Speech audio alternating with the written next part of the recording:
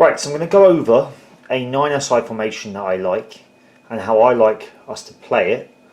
So the formation we're looking at has a 3 at the back, 3 in midfield, whereas we have our 2 slightly deeper players acting more like a pivot, and then 1 player in a free role in front. Now you can change how you play this. You can play this more like an attacking mid role, but I kind of like to play it as a person just behind the striker. But they are quite free movement, and that's one of the main emphasis of this formation, to provide that freedom to offer more options for creativity. So that we need to keep this player free in this little space in the hole. And then we have 2 players up front who predominantly want to try and keep as strikers rather than wide players, so 2 strikers. Alright, so I'm going to break it down how we're going to go through this, because I find that makes it easier for players to understand. So we're going to go through different things about in possession, out of possession, but the 3 different sections of the team. So talking about the back 4 first, we have the back 3 with the goalkeeper. When we are in possession, what we're looking for, so if I just give the goalkeeper a ball, first we're obviously looking for the goalkeeper to be calm and composed on the ball like we would with any formation, and then we're looking to offer width.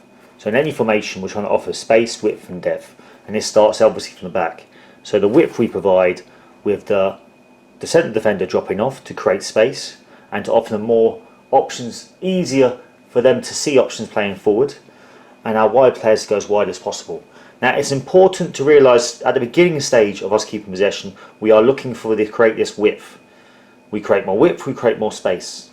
Right, after that first phase of possession, then it will change, although we're still having the same principles, but this is how we begin. We begin this to create space. As you can see, we do leave ourselves a little bit open. So if we were to have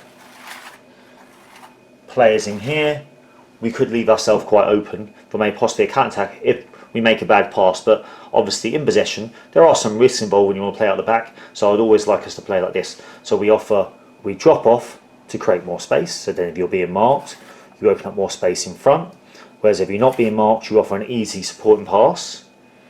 We offer as much width as we can to stretch the pitch out wide and to offer those wide passing options for the goalkeeper. Right, and we obviously, when we receive the ball, we're trying to be calm and composed. So when we have possession, we're looking to get width all the time for the first phase of possession, especially when we're playing out from the goalkeeper or in general most situations. Now this will change. So for example, if the ball goes to this player out here, now in this 3, I do like to play relatively attacking, but I think you probably should do this already. With your 3 at the back, I always think 1 player should have license to go forward. So if this player's in possession, they have license to carry the ball and go and support the ball down their wing. Now what we need to do to ensure this, obviously we have to have balance in our defence and attack. If that happens, this player will shuffle across to offer support behind. So we also have that backwards pass to help us maintain possession. But the other player has to tuck in, so we therefore basically have 2 at the back. And this player has more license to go forward. Now if for example the ball went out the other side and the ball managed to go wide to this player out here, we'd have the opposite scenario where he would come in to support behind and you would shuffle across. Remember, we need these 2 players back. We also need to make sure where possible we have that backwards, offering that backwards supporting angle to help us maintain possession. So within possession, this is what we need our back 3 to do. Now, the next phase of this, if we were able to play out of this phase and play forward, and we managed to get the ball into our attacking players. Now, it's also important how we support off the ball as well when we don't have the ball. So how we support as a team. So here's where the goalkeeper would come into play a bit more. So sorry, I should have mentioned, in this situation, our backwards pass is not only with our defender, also our goalkeeper should be offering supporting angles, trying to make sure they support outside the post in case of errors.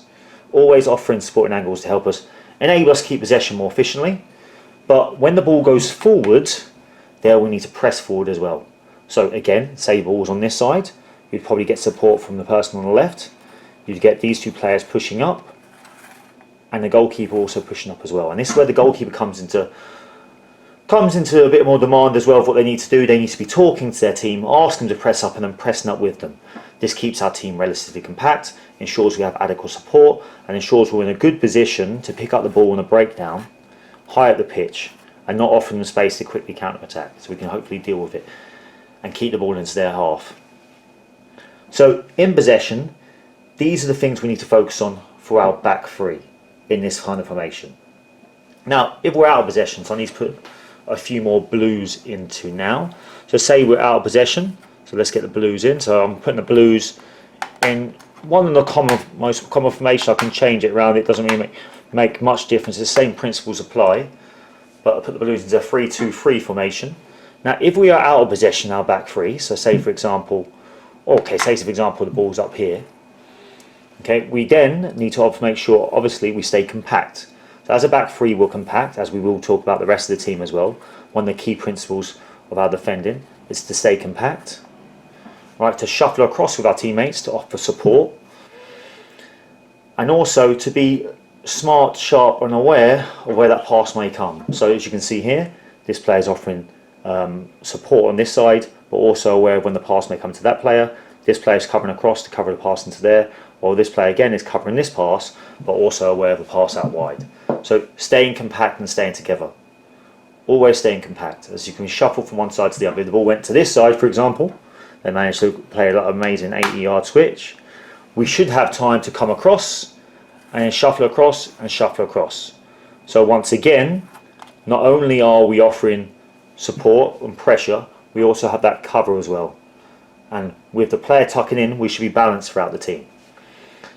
So that pressure, cover and balance. So with our middle two, so if I shuffle the team around a little bit, again, when we are in possession, what we're looking for from our central two is to offer central supporting angles. Now, the reason we want to say central is because hopefully we're going to get this movement and freedom from these two, that we need a bit more structure to enable us to play out and keep our balance. Because if we get our width, like we asked for before from the players at the back, we need that balance through the middle and different supporting angles to help us play out.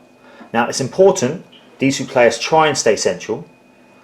If nothing else, at least one should stay central. So if one player decides to support and push up forward, one player has to stay in that central zone to enable us to play out effectively.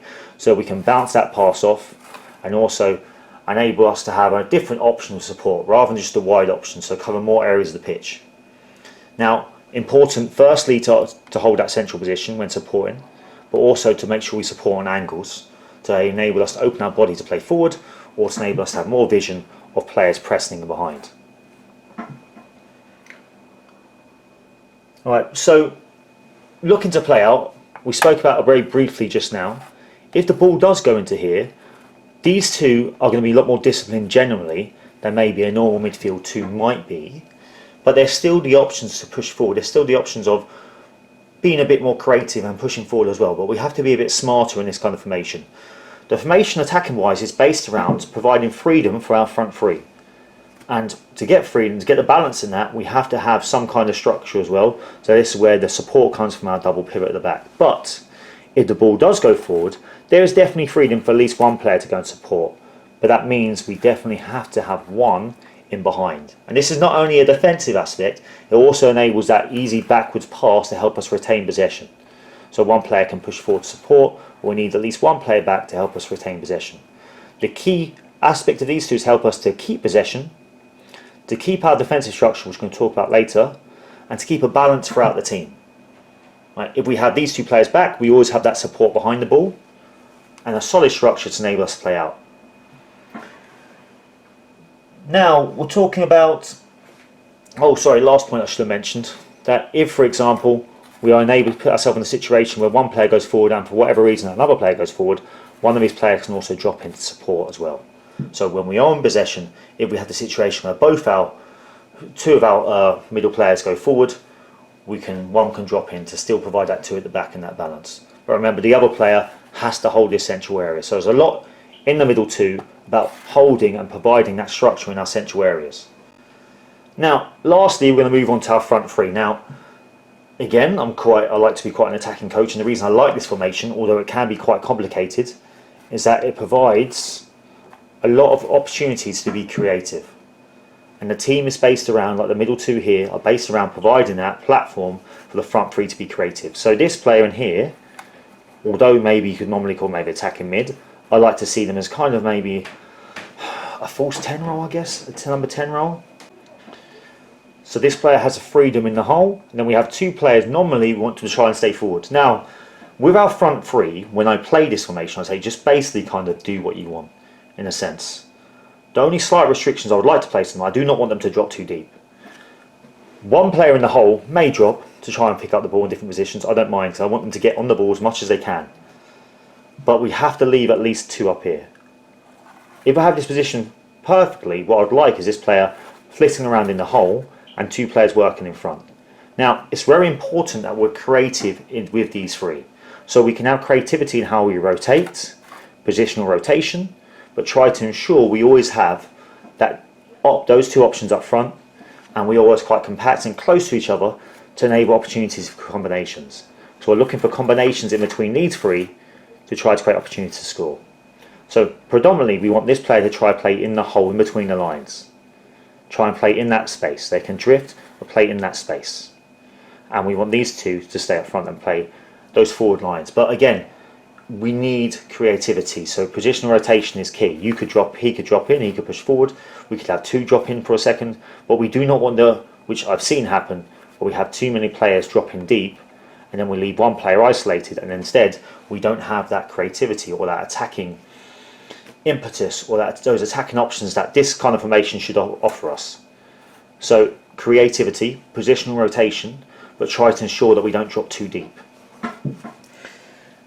Now, with this, in terms of our attacking sense, if the ball, for example, is back here, like we spoke about before, trying to play out from the back, and we have these 2 players offering the middle options, we need these players to be looking to try and provide those wide options. We don't naturally have these wide forward options. We have this freedom of movement, and you have to offer that movement to offer that width.